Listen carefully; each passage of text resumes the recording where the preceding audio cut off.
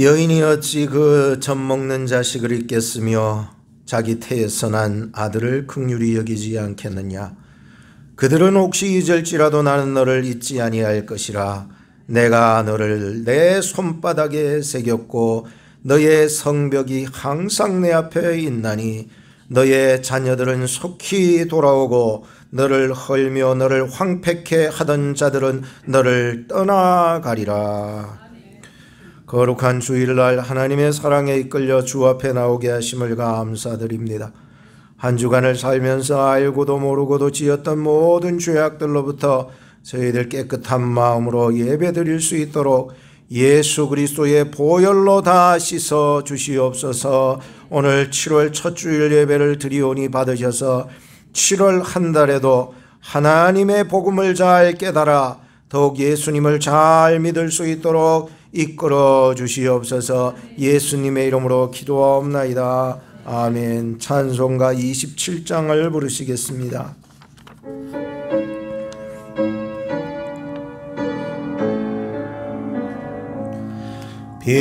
빛나고 높은 보좌와 그 위에 앉으신 주 예수 얼굴 영광이 해같이 빛나네. 해같이 빛나네. 지극히 높은 위엄과 한없는 자비를 무천사 소리 모아 손을 찬송 드리세. 늘 찬송 드리네. 영죽을 나를 살리려 그 영광 버리고 저 삭부러운 십자가 날 위해 지셨네.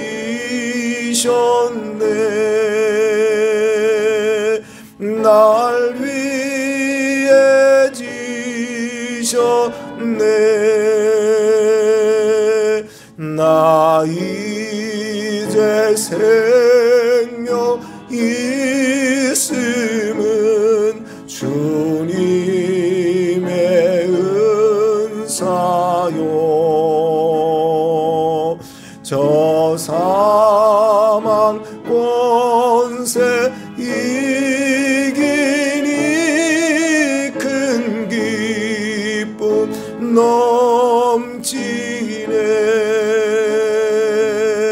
큰 기쁨 넘치네. 주님의 보좌 있는데 선한 몸이 이르러 그 영광 몸소 배울 때 내 기쁨 넘치리.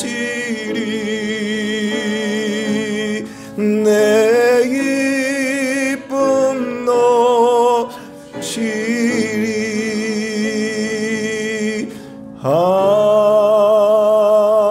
아멘.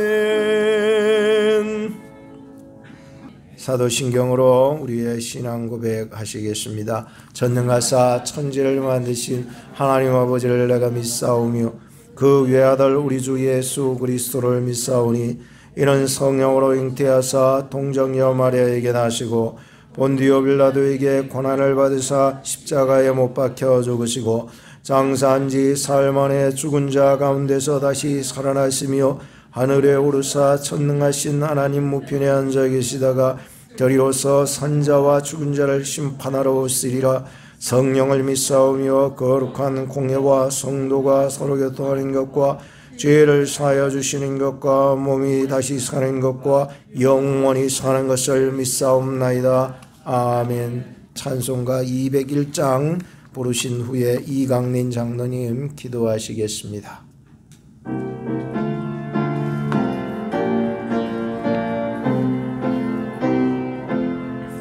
주의 확실한 약속의 말씀 듣고 주만 믿으면 구원을 얻으리라. 할렐루야 할렐루야. 내가 예수를 믿어 그의 흘리신 피로 내 죄 씻었네. 할렐루야 할렐루야. 내가 예수를 믿어 그의 흘리신 피로 내 죄 씻었네. 나의 갈 길이 사납고 위험하나 항상 예수의 도우심 믿고 가네. 할렐루야 할렐루야. 내가 예수를 믿어 그의 흘리신 피로 내 죄 씻었네. 할렐루야 할렐루야. 내가 예수를 믿어 그의 흘리신 피로 내 죄 씻었네. 주의 보좌에 천사들 둘러서서 우리 구주를 높이어 찬양하네. 할렐루야 할렐루야. 내가 예수를 믿어 그의 흘리신 피로 내 죄 씻었네. 할렐루야 할렐루야. 내가 예수를 믿어 그의 흘리신 피로 내 죄 씻었네.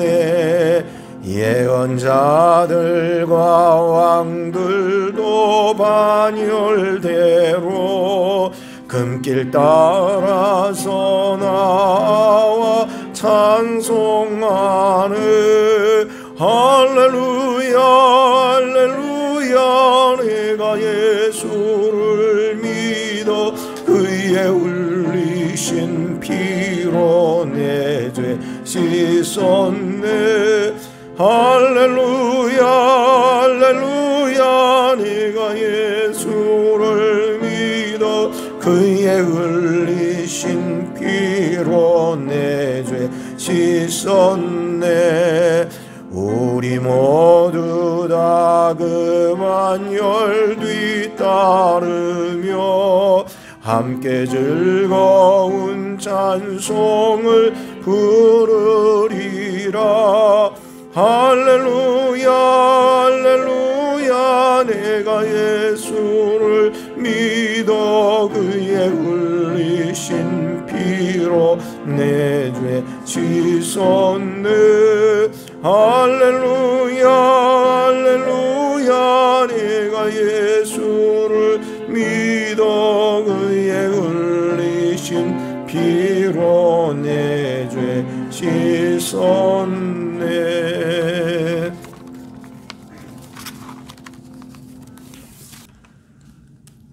말씀이 육신이 되어 이 땅에 오신 하나님 아버지, 영광과 존귀와 찬양을 받으시옵소서. 귀하고 복된 주의 날에 저희들을 택하여 부르시고 예배케 하시오니 감사하고 감사합니다. 죄로 인하여 죽을 수밖에 없는 인생들에게 독생자 예수 그리스도를 이 땅에 보내주시고 천국의 비밀한 복음을 알게 해주시고 십자가에 달려 피 흘려 죽으심으로 믿는 자에게 구원을 이루어 주신 대속의 은총을 생각할 때 감사할 뿐입니다. 이 땅에 계시는 동안에도 주기도문을 가르쳐 주심으로 날마다 주님과 깊은 교제 가운데 살도록 해 주셨습니다. 하나님을 아버지라고 부르게 하셔서 하나님의 자녀로 살게 해 주셨는데 저희들은 진정으로 하나님을 아버지로 믿고 부르고 의지하고 있는지, 하나님의 이름이 거룩히 여김을 받으실 수 있도록 저희들의 삶은 진실되고 거룩하고 정의로운지, 또한 나라에 임하옵시라고 기도하도록 하셔서 하나님의 통치가 이루어지는 삶을 살도록 하셨는데 과연 저희들은 거룩한 천국 신민으로 살아가고 있는지, 돌아볼 때 하나님의 거룩한 자녀로 하나님의 통치가 내 삶에 구현되지 못하고 아직도 세상에 속한 자로 두려움과 걱정과 염려, 부정하고 불의하며 슬픔과 다툼에 빠져 살아가고 있을 때가 무수히 많음을 고백합니다. 불쌍히 여겨 주시옵소서. 이스라엘의 엘리 제사장이던 때에 여호와의 말씀이 희귀하다고 하였습니다. 그러니 그 나라는 교만하여져서 패역하고 부정한 나라가 되었고 백성이 하나님을 경외치 않으니 전쟁에서는 패하는 불행한 역사를 살게 되었음을 생각할 때 하나님의 말씀이 능력임을 고백하면서 저희들의 삶 속에 이 나라와 이 민족 위에 그리고 온 세상 위에 하나님의 말씀이 왕성하여지기를 간절히 바라고 소원합니다. 바라옵기는 오늘 이 시간 김성훈 담임 목사님에게 성령의 은총을 더하여 주셔서 말씀의 능력이 있게 하시고 그 말씀이 선포될 때 저희들의 귀가 열려 들리게 하시고 듣는 말씀이 마음에 새겨지게 하시고 진실로 그 말씀이 우리 삶 속에 구체적으로 구현되도록 저희들의 삶이 변화되게 하사 저희들의 삶의 모습이 하나님이 이 땅에서 거룩히 여김을 받으실 수 있게 되어지기를 간절한 마음으로 기도드립니다. 지난 2년 동안 코로나19로 인한 거리두기로 코인오니아의 아름다운 사랑의 교제를 나눌 수 없던 동안에도 점심 도시락 봉사자들의 따뜻한 헌신을 통하여 사랑과 섬김의 마음이 서로에게 전해질 수 있도록 해주셔서 너무너무 감사드립니다. 수고한 이들에게 하나님의 크신 복이 함께하여 주시옵소서. 오늘도 점심 봉사로 찬양으로 반주자로 드리머로 헌화로 헌금위원으로 예배를 돕는 모든 이에게 하나님의 사랑이 가득한 오늘 이 시간 예배가 되어지도록 인도하여 주시옵소서. 특별히 박금숙 권사님의 연약함을 주님 기억해 주시옵시고 여러 어른들의 연약함을 위로해 주시옵소서. 천원국의 소망이 더욱 왕성하도록 인도하여 주시옵소서. 특별히 사랑하는 우리 하준이와 하은이와 예인이 그리고 무엇보다도 엠마, 에바니, 찬이, 준이, 설이, 조안나 이렇게 귀하고 예쁜 아이들이 교회에 가득하게 하시오니 감사하고 감사합니다.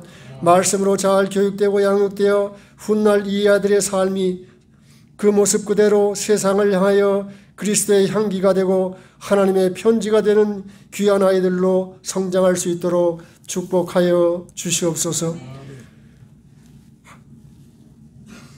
한국과 미국과 온 세상에 다툼과 증오와 나눔과 분열이 가득하오니 치료해 주시옵소서. 회복시켜 주시옵소서.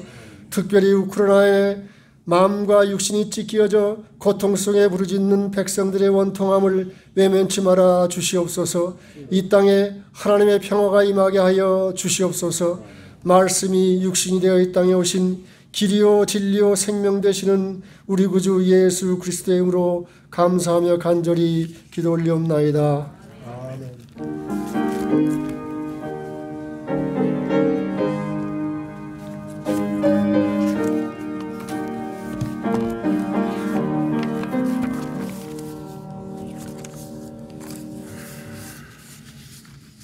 하나님의 말씀은 창세기 3장 14절부터 21절을 보시겠습니다. 창세기 3장 14절로부터 21절을 보시겠습니다. 여호와 하나님이 뱀에게 이르시되 너가 이렇게 하였으니 너가 모든 육축과 들의 모든 짐승보다 더욱 저주를 받아 배로 다니고 종신토록 흙을 먹을지니라. 내가 너로 여자와 원수가 되게 하고 너의 후손도 여자의 후손과 원수가 되게 하리니 여자의 후손은 너의 머리를 상하게 할 것이요 너는 그의 발꿈치를 상하게 할 것이니라 하시고 또 여자에게 이르시되 내가 너에게 잉태하는 고통을 크게 더하리니 너가 수고하고 자식을 낳을 것이며 너는 남편을 사모하고 남편은 너를 다스릴 것이니라 하시고 아담에게 이르시되 너가 너의 아내의 말을 듣고 내가 너더러 먹지 말라 한 나무 실과를 먹었은즉 땅은 너로 인하여 저주를 받고 너는 종신토록 수고하여야 그 소산을 먹으리라. 땅이 너에게 가시덤불과 엉겅퀴를 낼 것이라. 너의 먹을 것은 밭의 채소인즉 너가 얼굴에 땀이 흘러야 식물을 먹고 필경은 흙으로 돌아가리니 그 속에서 너가 취함을 입었음이라. 너는 흙이니 흙으로 돌아갈 것이니라 하시니라. 아담이 그 아내를 하와라 이름하였으니 그는 모든 산 자의 어미가 됨이더라. 21절을 같이 읽겠습니다. 시작. 여호와 하나님이 아담과 그 아내를 위하여 가지옷을 지어 입히시니라. 아멘. 창세기 3장 15절을 일컬어서 우리는 원시복음이라고 이렇게 얘기들을 합니다. 그리고 메시아의 기록에 관여하여서 가장 성경에서 먼저 기록되었다고 그래가지고 첫 번째 복음이라고도 표현을 하고 있습니다. 이 원시복음은 하나님의 창조사역 속에서 죄를 범한 인간이 하나님의 심판을 받아 죽게 되었을 때 하나님께서 메시아 예수 그리스도를 통하여 그들을 다시 살려내신다는 그런 내용을 담고 있습니다. 어떤 선교사님이 아프리카에 선교를 가셨습니다. 아프리카에 선교를 하다가 참 그리스도인을 만났습니다. 선교사님은 그가 정말 하나님을 믿고 구원을 받았는지 한 가지 질문을 해보았습니다. 하나님께서 그의 독생자 예수 그리스도를 이 땅에 보내주셔서 당신을 구원하여 주신 것을 어떻게 믿으십니까?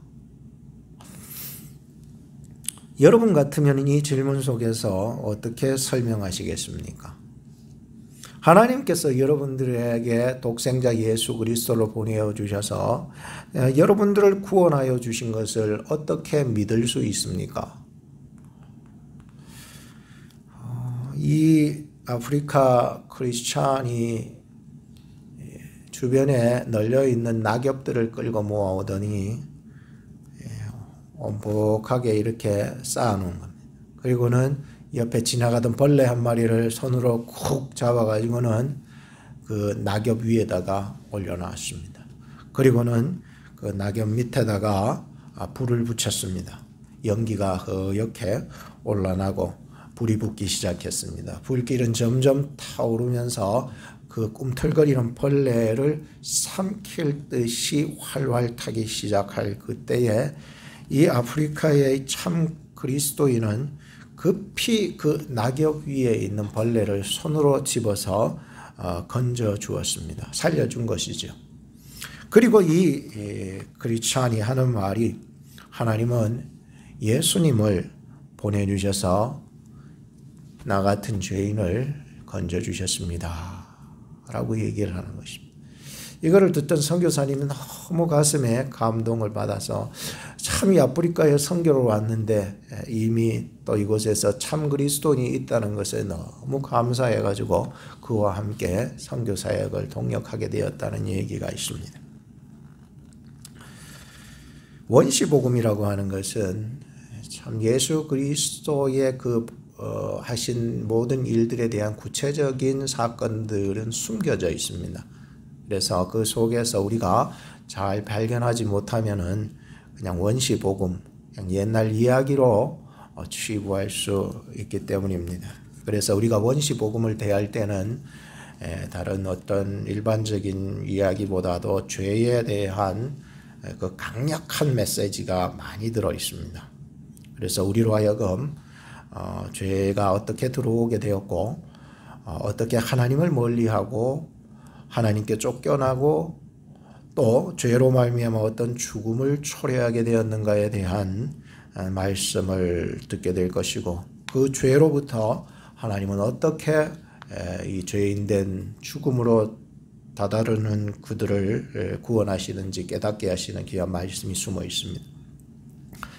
일전에 그 팀 켈러의 센터 처치라고 하는 책을 요약하면서 요약해 놓기를 잘했다고 생각했습니다. 그래서 언제라도 그것이 이제 설교의 소스가 되고 여러분들에게 좀 줄 수 있는 가벼운 말씀이 될 수 있기 때문에, 그때 뭐 다 너무나도 방대한 책이라 보니까 앞부분에 그 복음의 서론 부분을 오늘 메시지하고 좀 매치할 수 있어서 너무 잘했다 생각해서 여러분들에게 말씀드리는 것인데, 뭐 간단하게 한 6가지로 그 앞부분에만 있는데, 이 복음에 대해서 굉장히 우리에게 깊은 의미를 던져주고 있었습니다. 감정에 치우치면 신앙에서 멀어지고, 신앙을 추구하려다가 사람을 잃어버린다면 그것은 올바른 복음이 아닙니다. 복음은 도시를 가든 시골을 가든 오직 하나님의 은혜와 믿음 안에서 세상을 변화시켜서 비전을 심어주고 열매를 맺게 합니다. 복음은 우리 편에서의 행위에 있지 않고 오직 예수 그리스도께서 행하신 구속의 행위에 있기에 우리에게 기쁜 소식이고 은혜일 따름입니다. 율법주의와 무법주의는 세상 속에서 복음을 왜곡시킵니다. 또 복음은 하나님과의 관계에서 죄의 문제를 해결받고 세상을 향하여 소망을 품게 합니다. 선한 창조, 또 죄의 타락, 예수 그리스도의 구속으로 우리는 영혼 구원과 만물 회복을 기다리고 있습니다. 라고 했는데, 내용이 너무 많지만 한 6가지로 이렇게 요약을 해서 봤는데, 참 다시 한번 살펴보니까 너무 복음에 대해서 다시 한번 우리로 깨닫게 하는 것 같습니다. 복음은 사람을 살리는 것입니다. 이 죄로 죽은 영혼을 십자가로 오직 예수 그리스도의 보혈로 회복시키시고 마지막 날에 다시 일으켜 세우신다는 약속이 들어 있습니다. 세상은 점점 하나님하고 멀어져 가고 있는 세상입니다. 그러나 하나님은 예수 그리스도 안에서 구원받을 자들을 부르시고 또 구원의 길로 이끌어 주시는데, 오늘 우리가 여기 모인 그 이유가 무엇입니까? 그것은 바로 하나님께서 우리를 인도하여 주셔서 인간의 죄로 상실하고 낙심하고 지쳐서 고통당하고 상처받은 그 영혼들을 그대로 두지 않으시는 하나님의 사랑이 있기 때문이었습니다. 그래서 하나님께서 여러분들을 사랑하셔서 이 자리에 앉혀주신 줄로 믿습니다. 그래서 오늘 저는 창세기의 3장의 말씀으로 저나 여러분들이 복음을 더 깊이 경험하고 또 그 복음을 경험한 마음으로 또 이 세상을 어떻게 또 살아가야 할지 2가지로 말씀을 전해드립니다. 첫째는 여자의 후손은 뱀의 머리를 상하게 하십니다. 15절 말씀에는 여자의 후손이라는 말이 등장하고 있는데요. 여자의 후손은 예수 그리스도를 상징하는 말이죠. 그죠? 뭐 거기에 반해서 뱀은 우리가 잘 알다시피 사단을 상징하는 것은 뭐 자연히 생각하면은 나타나는 것이고요. 그래서 여자의 후손은 예수 그리스도를 상징하는 것입니다. 그래서 아담의 타락 이후에 모든 인류는 죽음으로 내몰리게 되었을 때에 여자의 후손이 뱀의 머리를 박살낼 것이라고 약속한 것이에요. 그래서 이 복음이라고 하는 것은 예수 그리스도를 그냥 지칭하신다고 쉽게 얘기하자면 그 예수 그리스도는 바로 이 사단의 머리를 박살을 내버린다. 이게 복음의 권능이고 예수님의 권능이었다는 것입니다. 좀 더 쉽게 말하자면은 하나님의 지음받은 자녀들이 사단의 괴계를 받아 영원한 죽음을 받게 되었지만, 하나님은 메시아 예수 그리스도를 통해서 그를 바라보고 믿는 자들에게 발꿈치를 상하는 그러한 가벼운 그런 찰과상 정도로 해주시겠다라고 이런 약속이었습니다. 그래서 다시 회복시키시고 치유하셔서 영원한 죽음에서 건져 영원한 천국으로 이끌어 주시겠다는 약속이었습니다. 그런데 사탄은 머리를 상하게 한다라고 표현을 했으니 예수 그리스도께서 죽음에서 다시 일어나셔서 사탄의 계획을 다 무산시키시고 그리고 그 사단을 영원한 무적행에 집어넣어서 계시록 20장 3절에 잠깐 풀려나는 일이 있겠지만 구원의 사역을 위해서 잠깐 풀려나는 일이 있겠지만 하나님은 그 사단을 결국 다시는 회복 불능으로 만들어 버리시겠다고 약속하신 것이었어요. 그것이 오늘 원시 복음 속에 이 머리를 박살내는 것과 발꿈치를 상하게 한다는 거에 굉장한 의미들을 가지고 있는 거죠. 창세기 3장 15절을 다시 보십시오. 내가 너로 여자와 원수가 되게 하고 너의 후손도 여자의 후손과 원수가 되게 하리니 여자의 후손은 너의 머리를 상하게 할 것이요 너는 그의 발꿈치를 상하게 할 것이니라 하시고 했습니다. 그래서 칼빈은 여기에 대해서 이렇게 말하고 있습니다. 사탄은 전 세대를 통해서 인간의 후손을 자기 마음대로 움직이는 포로로 삼아왔으며 지금까지도 인간을 조종하며 통탄할 만한 승리를 노래하고 있다. 이 때문에 사탄은 세상의 임금으로 불리고 있다. 그렇지만 사단보다 더 강한 분이 하늘로부터 내려와 그를 정복할 것이므로 하나님의 모든 교회도 머리이신 그리스도의 인도 아래 사단을 정복하는 똑같은 영광의 기쁨을 누리게 될 것이다. 제 얘기가 아니고 칼빈의 얘기입니다. 대단한 이게 또 부분을 제가 이게 읽어가면서 감동을 받아서 요거는 분명히 내 얘기가 아니라 이 칼빈의 얘기다라고 하는 걸 전하고 싶었는데 한 가지만 더 얘기하자면 인간은 사탄의 노예가 되어 살아가고 사탄은 인간 위에 군림하면서 오만하게 행세하며 머리를 짓밟을 것이다. 그렇기 때문에 하나님께서는 인간의 몽롱한 정신을 소생시키고 절망에서 빠져있는 그들을 회복시키기 위해서 개교로서 인간을 멸망에 이르게 했던 사탄을 정복하고 승리하게 되리라고 그 후손들을 통해 약속하실 필요가 있었다. 그러므로 이것은 방황하는 자들을 회복시키고 죽은 자를 다시 살릴 수 있는 유일한 구제책이다. 나는 하나님께서 여기에서 뱀이라는 이름 아래 사탄을 주로 책망하시며 사탄을 향해 심판의 불을 내리시는 것이라고 결론 짓는다. 여러분 어떻게 생각하세요? 하나님은 반드시 사단을 책망하시고 심판의 불로 그에게 내리실 것입니다. 그러나 인간도 사탄의 꾀에 빠졌었기 때문에 잘못했죠. 그래서 몽롱하고 절망하고 멸망을 맛보게 될 것이지만 하나님께서 인간을 다시 소생시키시고 살려내시고 그리고 회복시켜 치료하셔서 사탄을 정복하고 승리하게 하실 것이다 라고 약속하고 있는 거예요.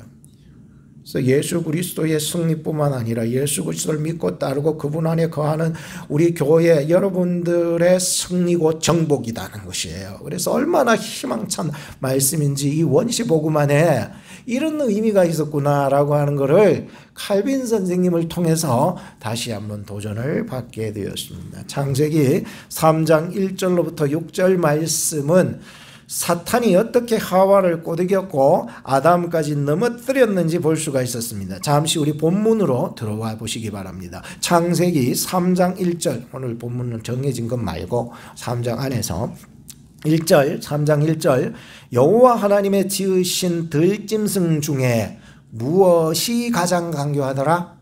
뱀이 가장 강교하더라. 많은 지은 모든 들짐승 중에 그 중에 뱀이 가장 강교하더라. 이 뱀의 기질이 뭐냐? 강교함이래요. 우리 사람들도 이렇게 보면은 여러 사람들이 많지만은 그 속에 기질이 있어. 기질이 있어요. 근데 사탄에게 잘 이용받는 기질은 되지 말아야 돼요. 이런 게 뱀처럼 지혜롭지만 비둘기처럼 또한 온유할 수 있는, 이 온유라고 하는 것은 하나님만 바라보고 충성하는 온유잖아, 그죠? 그러니까 그런 온유한 마음을 또한 가질 수 있기를 바라요. 그래서 이 뱀이라고 하는 놈이, 뱀의 기질은 아주 강교한데요.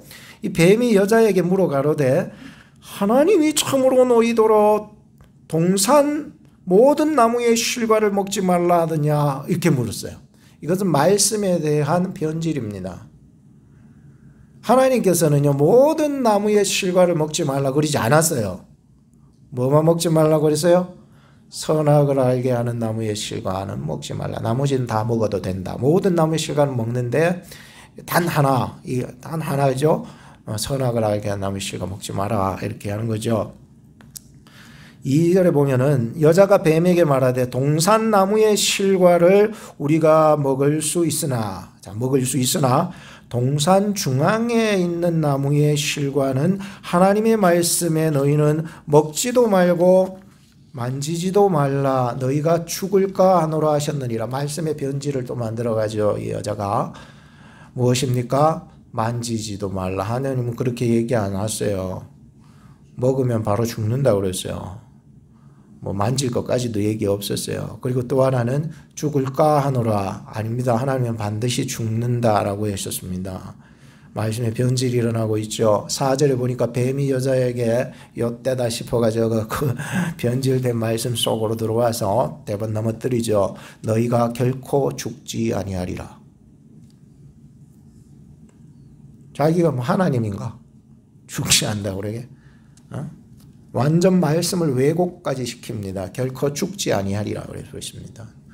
하나님은 결코 죽으리라 했는데 마귀가 결코 죽지 아니하리라. 5절에 보면은 너희가 그것을 먹는 날에는 너희 눈이 밝아 하나님과 같이 되어 선악을 알 줄을 하나님이 아심이니라 라고 했습니다. 마귀의 유혹이 이제 확고하게 그 깊이 들어가 버렸죠. 하나님과 같이 되겠다는 것입니다. 너희 선악과 먹으면 하나님과 같이 된다는 것입니다. 하나님과 같이 눈이 밝아진다는 거짓된 속임수를 그에게 심어주는 것입니다. 그래서 하나님과의 약속을 깨게 해서 도리어 어떻게 됩니까? 그 선악과를 따먹으로 말미암아 눈이 어두워지고 무지해지고 선을 행할 능력이 상실이 됩니다. 눈이 밝아진다는데 오히려 더 눈이 어두워지며 하나님을 구하는 이 선의 이 행함의 상실이 일어나게 되는 거예요. 전에는 하나님만 보고도 기쁨을 얻었는데 이제는 이게 상실이 일어나요. 없어지게 되는 거예요.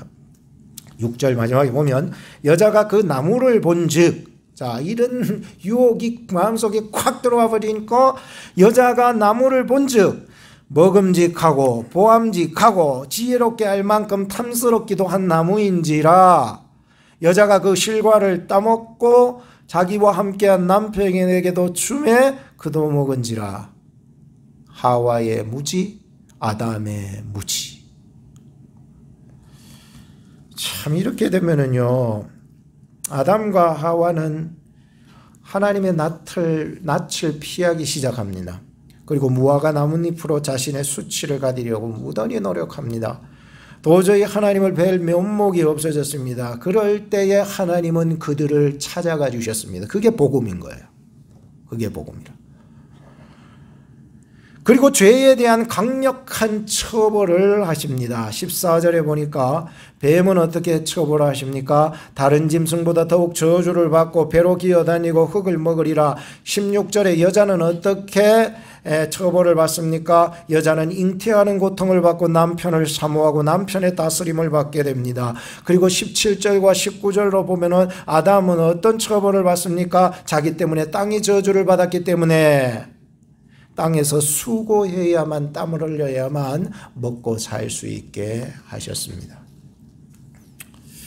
저는 이 본문을 이렇게 보면서 참 하나님께서 이렇게 이 말씀을 주시면서 14절의 뱀과 그 14절을 뛰어넘어 15절을 뛰어넘어서 16절의 하와 17절부터 나오는 아담이 거론되는 딱 중간에, 즉 다시 말하면은 14절의 뱀과 16절과 17절 그 상간의 15절의 말씀이 하나님의 선고의 말씀이거든요.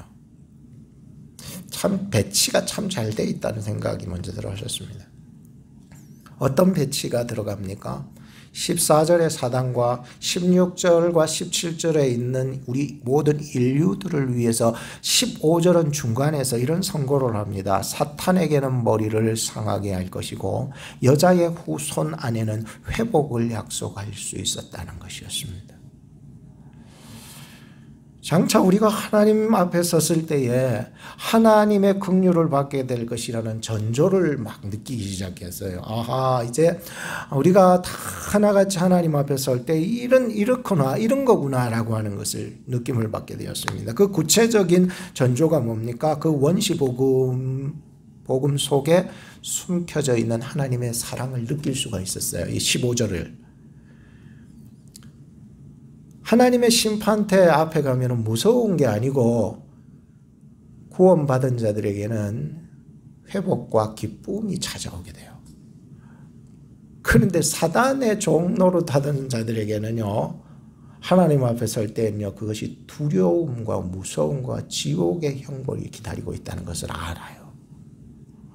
그래서 오늘 이 15절에 나타나는 이 원시복음은요, 우리로 하여금 하나님 앞에서 내가 어떤 자인가를 분명히 찾아볼 수가 있어요. 나는 비록 아담과 하와와 아담처럼 비록 범죄하여 살아가던 인생이었지만 이 15절 안에서 내 말씀을 대할 때 이 정말로 하나님의 약속이 나를 얼마나 회복하게 하시고 예수 그리스도 안에서 나를 얼마나 더 구원하게 하시는지 깨닫게 하는 말씀이어서 너무너무 도전을 받았습니다. 두 번째는 하나님은 가죽옷을 지어 입혀주셨습니다. 21절을 보십시오.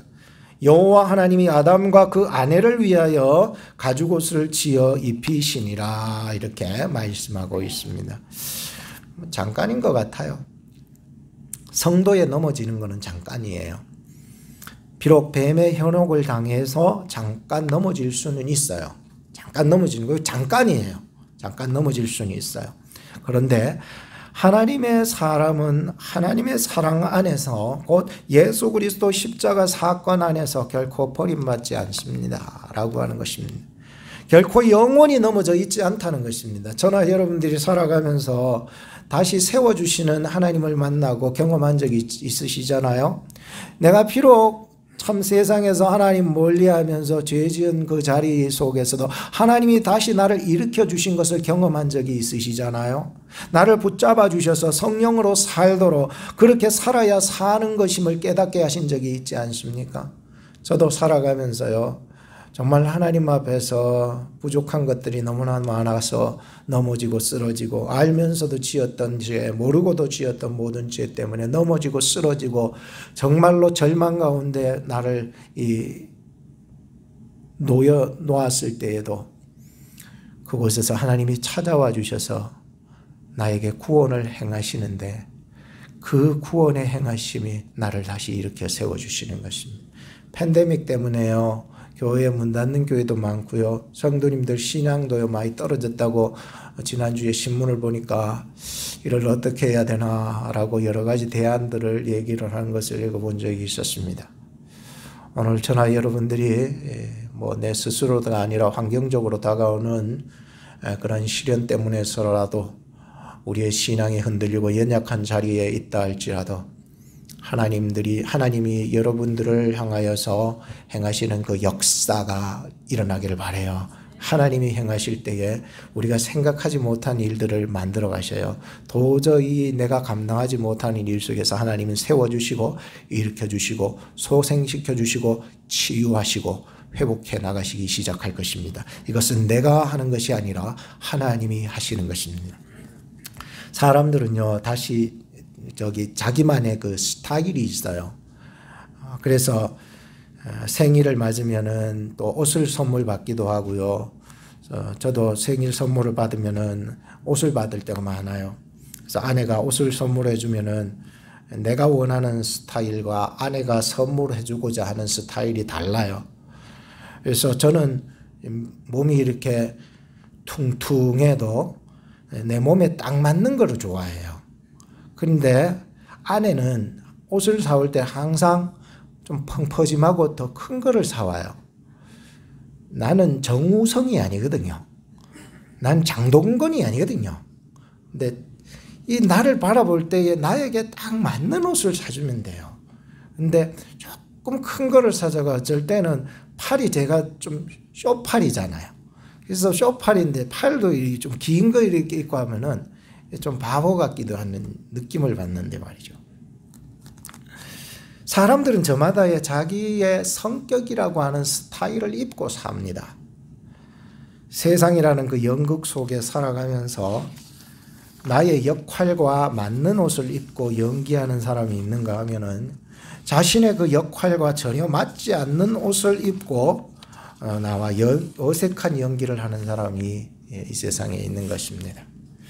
이무석 씨의 성격, 장로님이세요. 이무석 장로님이신데 교수님이시고, 성격 아는 만큼 자유로워진다라고 하는 책에 보면 성경 인물들도 자기만의 성격들을 다 가지고 있다는 거야. 이 성격이라고 하는 것은 입고 있는 옷으로 표현할 수 있고 쓰고 있는 가면으로도 표시할 수 있거든요. 그러니까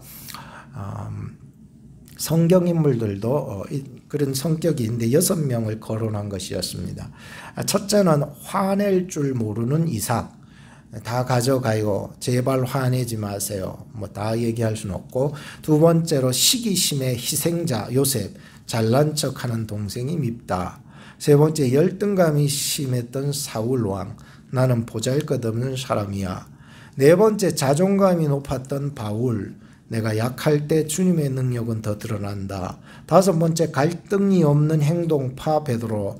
부르셨습니까? 당장 달려가겠습니다. 여섯 번째 거라사의 귀신 들린 자, 정신질환자와 귀신 들린 자를 구별하라. 뭐 이렇게 나눈 얘기인 건데요. 다 각자 자기만의 옷을 입고 그렇게 성경 속에서의 그 스토리를 장식하는 내용을 보게 됩니다. 요셉은 요셉대로, 또 사울왕은 사울왕대로, 바울은 바울대로, 베드로는 베드로대로 여러 가지 모습들을 가지고 성경의 스토리 속에서 장식되고 있죠. 그래서 이무석 장로님이 말하기를 이런 유치한 성격을 갖고도 다 하나같이 좀 유치하잖아요. 성격을 파악하다 보면 사람들이 굉장히 유치한 옷을 입고 있어요. 그런데 이런 유치한 성격을 갖고도 성경의 위인이 될 수 있었던 두 가지 이유를 얘기해 줘서 깜짝 놀랐습니다. 저 인간의 성격을 보면은 도저히 안 되겠는데 참 유치하고 참 희한한데, 이런 사람들이 성경의 위인이 될 수 있었던 첫째 이유는 그들은 어떤 상황 속에서도 하나님을 인정했다는 거예요. 유혹의 순간에도 하나님을 인정하고요. 욕먹고 비난받는 순간에도 하나님을 인정하고 절망적인 순간에도 거기 하나님이 계시다는 것을 인정했던 것이었습니다. 두 번째 이유는 그들은 전폭적으로 하나님의 사랑을 받았기 때문이라는 것이에요. 오늘 여러분들이 예배에 와서 하나님의 전폭적인 사랑을 받을 준비가 되셨나요? 저는 그저 말씀을 전할 뿐이지만 하나님께서 여러분들을 통하여서 복음의 메시지를 주시고 그 사랑을 주시고 회복시켜 주시고 치유하시고 어루만져 주시기를 바라는 것이죠. 무능한 자, 열등감 덩어리, 교활하고 욕심쟁이인 그들을 하나님은 용서하시고 지지해 주시고 인정해 주시고 사랑해 주시고 사명을 맡겨 주셨습니다. 찌질한 나에게, 무능한 나에게 하나님께서 전폭적으로 지지해 주셨다는 거예요. 지지. 그래서 이무석 장로님은 자신의 진짜 모습을 발견하고 자신의 성격을 이해해서 자신에게 좀 더 너그러워졌으면 하는 바람으로 이 책을 기록했다는 거예요. 오늘 우리는 하나님의 형상으로 지음받은 아담과 하와의 모습을 보고 있습니다. 참 뭐 이딴 사람들이 다 있냐고 우리는 손가락질 할 수가 있겠죠. 나 같았으면은 마귀의 유혹 안 넘어갔을 거라고 생각하겠죠. 그러나 오늘 저나 여러분들이 아담과 하와를 벗어날 수는 없을 것입니다. 모든 인류, 모든 사람들은 다 하나같이 범죄하여 하나님의 의에 이르지 못하게 된 것이기 때문입니다. 이들 속에서 우리의 모습을 우리는 발견해야 합니다. 범죄에서 두려워하며 자신의 힘으로 감춰보려고 피해보지만 하나님께는 감출 게도 없고 피할 수도 없습니다. 하나님이 그들에게 행하십니다. 행하시는 것이 복음입니다. 그것이 비록 책망의 소리로 행하실 수 있습니다. 그러면 책망도 그에게는 복음이 되는 것이었어요. 그들에게 고통을 줍니다. 근데 그 고통이 복음의 메시지가 되는 거예요. 수고롭게 막 땀을 흘리게 만들어요. 그런데 그것마저도 택한 자녀들에게 복음으로 다가오기 시작하고요.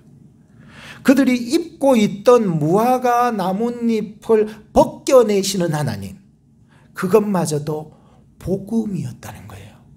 하나님 왜 내 거 뺏어가냐고 그러지 마세요. 하나님이 네 거 뺏어가야 좋은 거 주시기 때문이에요. 가죽옷을 지어 입혀주시는 것이야말로 이 복음이 직접적으로 그에게 적용되는 순간이었다는 거예요.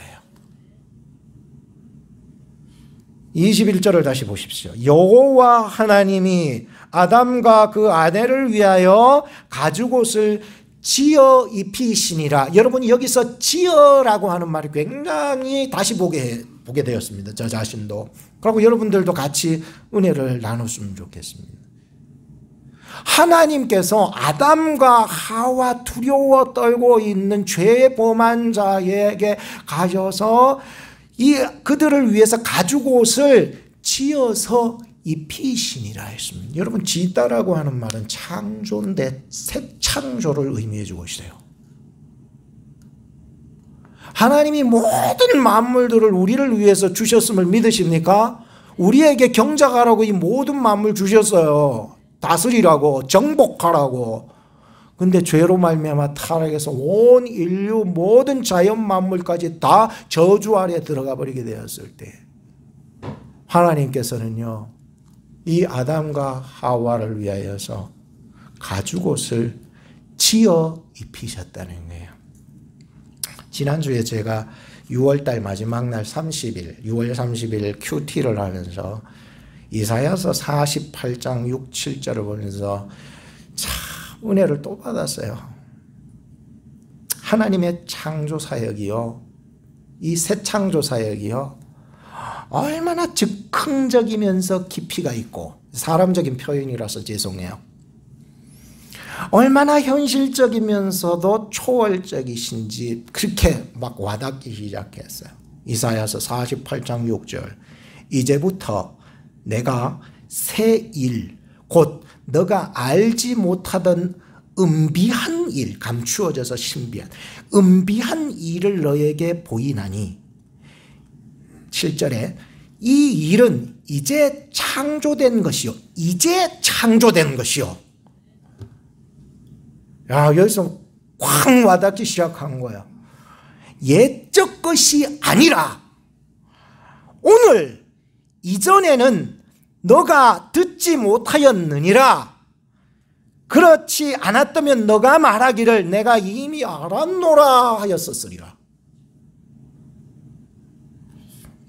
하나님은요, 과거부터 계획된 것만을 이루어내시는 분이 아니십니다. 바로 즉각적으로 만들어내시며 그것이 내가 하나님을 이미 알고 있던 지식과는 전혀 새로운 것을 창조해낼 수 있는 전지하시고 전능하신 하나님이시셨어요. 아담과 하와가 범죄하였지만 하나님은 범죄한 그 인간을 위하여 새 일을 창조하신 거예요. 그래서 하나님은 영원한 현재를 새 창조로도 가능하게 하시는 하나님이신 거예요. 전혀 내 머리 속에 이미 계획된 게 걷지 말고 그 하나님은 이미 물 건너 가세요. 하나님은 내가 알지 못하는 바로 지금 하나님은 이루어 가시는 거예요. 이런 하나님을 만나셔야 돼요. 이것이 오늘 본문에 지어, 가죽옷을 지어라고 하는 말에 들어가 있었던 것이었습니다. 하나님이 지어 입히신 가죽옷은 예수 그리스도의 희생을 상징하고 있습니다. 오늘 예수 그리스도께서 여러분들에게 그 믿음으로 말미암아 예수 그리스도를 믿는 것은 입는 거죠. 여러분들을 향해서 오늘날에도 그 구속하시고 구원하시는 역사가 이루어져 나가는 것입니다. 혹시나 여러분들 삶 가운데서 죄로 말미암아 떨고 있는 인생에게 하나님은 찾아오십니다. 그리고 죄 짓게 했던 사단의 계계를 완전히 머리를 박살내게 하시고 하나님은 행하십니다. 어쩔 때는 고통을 주시며 수고를 주시며, 그런데 여러분들 힘들어하지 마시기 바랍니다. 잠깐입니다.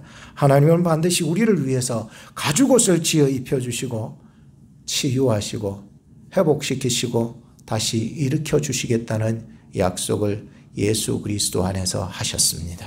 기도하겠습니다. 하나님의 무한한 사랑 안에 살며 얼마나 사단의 유혹에 쉽게 넘어갔는지 모릅니다. 주여, 저희들의 죄를 용서하여 주옵소서. 원시 복음을 들으면서 감추어져 있는 예수 그리스도의 능력을 발견하게 하여 주셔서 우리의 죄된 자리에서 돌이키게 하시려고 찾아오시고 또 우리에게 물으시고 벗기시고 징계하셔서 사생자로 만들지 않으려 하시는 하나님의 그 사랑을 느낄 수가 있었습니다. 하나님, 이 시간에도 드디어 예수 그리스도를 우리에게 보내어 주셔서 우리에게 그 은혜와 사랑을 저희들에게 주셨습니다. 감사합니다. 하나님 사랑합니다. 저희의 부족함을 덮어주시고 다시 태어난 자로 살아갈 수 있도록 도와주시옵소서. 예수님의 이름으로 기도하옵나이다. 아멘.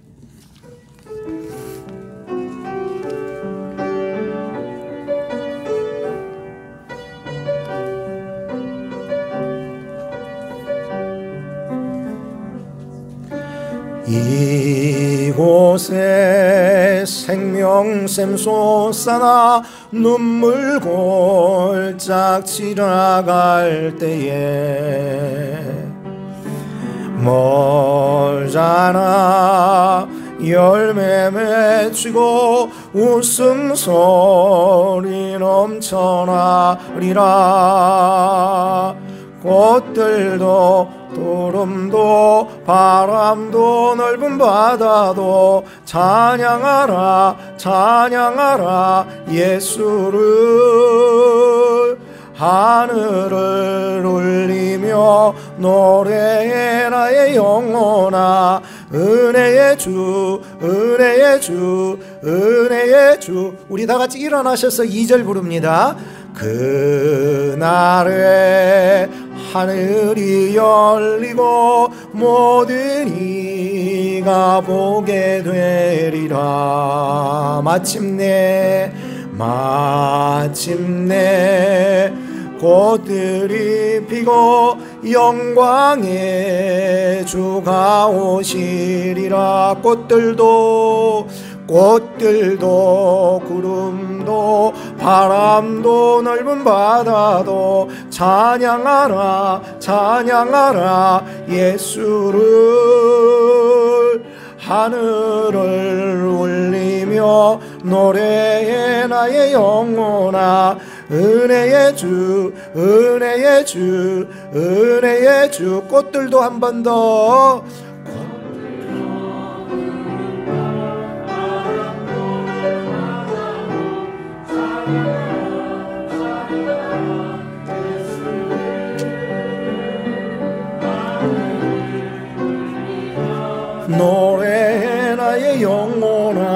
은혜의 주, 은혜의 주, 은혜의 주. 드리신 헌금을 위해서 기도하겠습니다. 7월 첫 주 감사를 올립니다. 하나님 앞에 마음 다해 예배 드릴 수 있도록 인도하신 하나님 영광 찬송 받으시옵소서. 하나님께서 베풀어 주신 은혜에 비하면 너무나도 부족한 것밖에 없지만 구별하여 드리는 예물이 믿음의 예물 되어 하나님 앞에 하나님의 마음을 기쁘게 해드릴 수 있는 예물 되게 하옵소서. 오늘도 주 앞에 드리는 10의 1조와 감사, 건축, 선교, 특별헌금과 헌화와 헌신, 식사교제 여러 모양으로 드리는 저희들의 마음의 예물을 받으시고 중앙장로교회 성도님들의 기업과 가정과 건강의 복을 주시옵시고 저희들이 마음속에 결단하고 정하여 드리는 예물의 소원을 들어주시며 병환 중에 계신 권사님들과 가족들에게 하나님의 치유하심과 회복케 하심과 풍성케 하시는 은총과 평강이 넘치도록 복의 복을 내리워 주옵소서. 우리 구주 예수님 이름으로 기도합니다. 축도하겠습니다. 지금은 우리 구주 예수 그리스도의 은혜와 지극하신 하나님 아버지의 사랑과 성령님의 위로교통 역사하심이 하나님께서 죄인들을 구원하시기 위하여 이 땅에 보내신 예수 그리스도를 믿음으로 복음의 사람이 되고 복음의 증인이 되어 세상을 변화시키려고 작정하는 우리 중앙장로교회 성도님들 머리 위에, 사업 위에, 가정 위에, 영혼 위에, 그리고 환우들과 멀리 타주와 타국에서 본교회를 기도와 물질로 협력하는 동력자들 위해 지금부터 영원까지 항상 함께 계실지어다. 아멘.